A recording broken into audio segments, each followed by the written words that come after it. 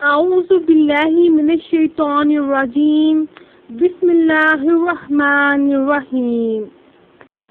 اور جو کتاب اے محمد صلی اللہ علیہ وسلم آپ پر نازل کی گئیں اور جو کتابیں آپ سے پہلے پیغمبروں پر نازل ہوئیں وہ سب پر ایمان لاتے ہیں اور آخرت میں اپنے اعمال کے حساب کا یقین رکھتے ہیں۔ یہی لوگ اپنے رب کی ہدایت قرآن کے مطابق ہیں اور یہی دنیا اور آخرت میں کامیاب ہونے والے ہیں۔ جو لوگ کتاب اللہ کے کافر ہیں انہیں تم نصیحت کرو یا نہ کرو ان کے لیے برابر ہے، وہ نہیں مانیں گے کیونکہ اور کوئی ذریعہ ہدایت ہی نہیں۔ اللہ نے ان کی روش کے سبب ان کے دلوں اور کانوں پر مہر لگا رکھی ہے اور ان کی آنکھوں پر پردہ ہے، یوں وہ حقیقت سمجھنے کے لیے تیار نہیں اور نتیجتاً ان کے لیے بڑا عذاب ہے۔ اور بعض لوگ ایسے ہیں جو کہتے ہیں کہ ہمارا اللہ پر اور روز آخرت پر ایمان ہے، لیکن ان کے اعمال گواہی دیتے ہیں کہ وہ مومن نہیں۔ یہ اپنے طور اللہ کو اور مومنوں کو فریب دیتے ہیں، مگر در حقیقت یہ اپنے سوا کسی کو فریب نہیں دیتے اور یہ حقیقت ان کی سمجھ سے باہر ہے۔ ان کے دلوں میں نفاق کا مرض ہے۔ اللہ نے کتاب اللہ سے دوری کی وجہ سے ان کا مرض اور زیادہ کر دیا اور تفسیر قرآن کے سبب ان کو دردناک عذاب ہوگا۔ اور جب ان سے کہا جاتا ہے کہ زمین میں غلط عقائد سے فساد نہ پھیلاؤ تو کہتے ہیں کہ ہم تو معاشرے کی اصلاح کرنے والے ہیں۔ دیکھو بلا شبہ یہ خود معاشرے میں بگاڑ کی وجہ ہیں، لیکن عقل و شعور سے کام نہیں لیتے۔ اور جب ان سے کہا جاتا ہے کہ جس طرح اور لوگ کتاب اللہ پر ایمان لے آئے تم بھی ایمان لے آؤ تو کہتے ہیں بھلا جس طرح کم عقل ایمان لے آئے ہیں ویسا ہم بھی ایمان لے آئے۔ خبردار، یہ خود کم عقل ہیں لیکن انہیں احساس تک نہیں۔ اور یہ لوگ جب مومنوں سے ملتے ہیں تو کہتے ہیں کہ ہم ایمان لے آئے، اور جب اپنے شیطان صفت رہنماؤں کے پاس جاتے ہیں تو کہتے ہیں کہ ہم تمہارے ساتھ ہیں، اور مومنین سے تو ہم مذاق کرتے ہیں۔ در حقیقت مذاق تو ان سے اللہ کرتا ہے اور انہیں مہلت دیے جاتا ہے کہ شرارت اور سرکشی میں بھٹکتے رہیں۔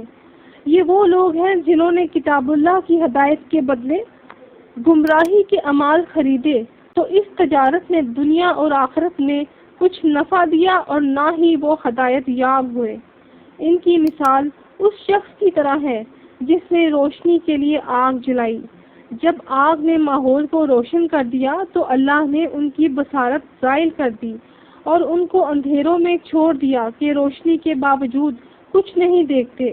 اسی طرح قرآن کے نور کے ساتھ عقل کی روشنی لازمی ہے۔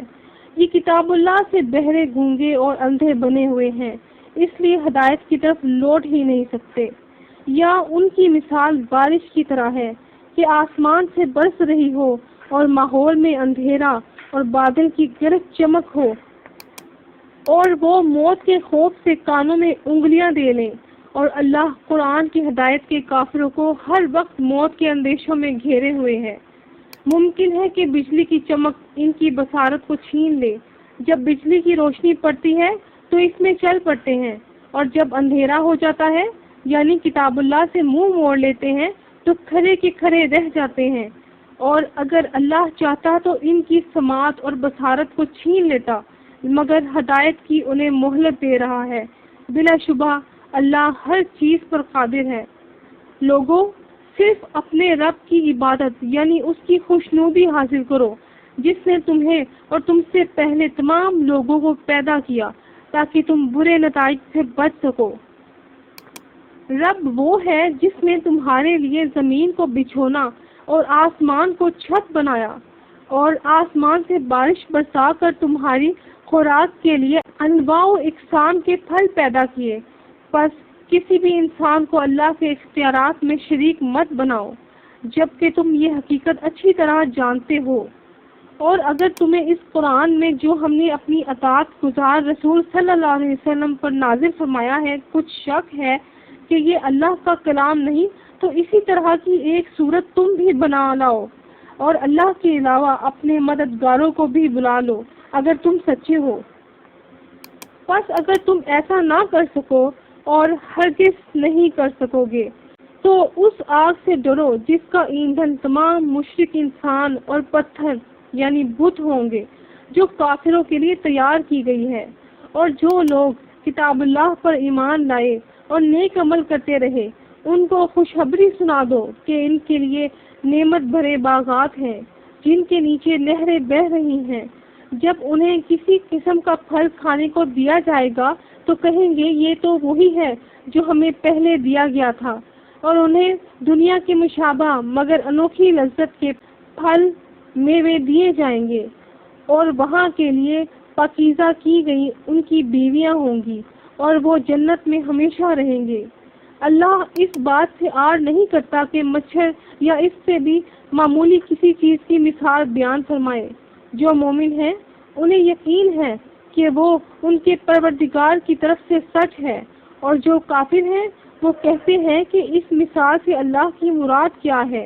اس سے اللہ اکثر لوگوں کو گمراہ کرتا ہے اور اکثر کو ہدایت دیتا ہے، اور گمراہ ان کو کرتا ہے جو فاسق ہیں، یعنی قرآن کے احکام اور حدود سے تجاوز کرتے ہیں۔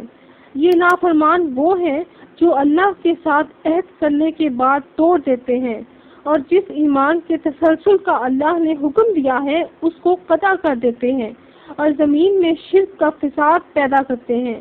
یہی لوگ نقصان اٹھانے والے ہیں۔